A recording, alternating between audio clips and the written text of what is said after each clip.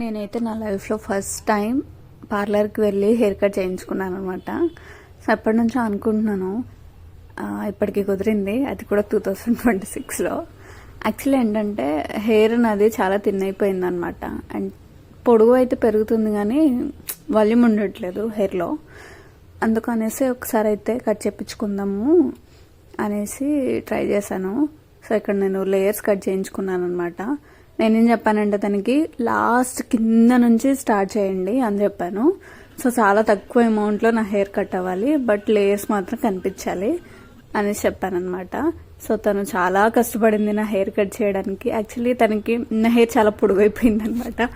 So తనకి lift చేసి cut చేయడానికి చాలా ఇబ్బంది అయిపోయింది. But still they did. Actually చాలా బాగా చేశారనమాట. సో ఫస్ట్ హెయిర్ వాష్ చేసి హెయిర్ మొత్తం పార్టిషన్స్ చేసి హెయిర్ కట్ చేసి తర్వాత బ్లో డ్రై చేసి, నిజం చెప్పాలంటే చాలా బాగా వచ్చింది. నాకు చాలా బాగా నచ్చింది అనమాట. ఇంకొకటి ఏంటంటే బ్లో డ్రై చేయడం వల్ల మన హెయిర్ వచ్చేసి కర్ల్ అవుతాయి కదా. సో అది చూడడానికి ఇంకా బాగుంటుంది అనమాట. అండ్ ఇంకొకటి ఏంటంటే హెయిర్ చాలా సాఫ్ట్ అవుతుంది చూడడానికి. నార్మల్లీ మనం షాంపూ చేసుకునే దానికి ఇక్కడ పార్లర్లో హెయిర్ వాష్ చేసుకొని బ్లో డ్రై చేసుకునే దానికి చాలా డిఫరెన్స్ ఉంటుంది.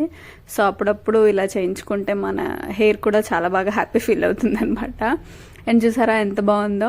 అండ్ నేను అనుకున్నాను హెయిర్ చాలా పోయిందేమో అనేసి అనుకున్నాను, బట్ లేదు, కింద లాస్ట్లో లేయర్స్ కనిపించాయి అంతే.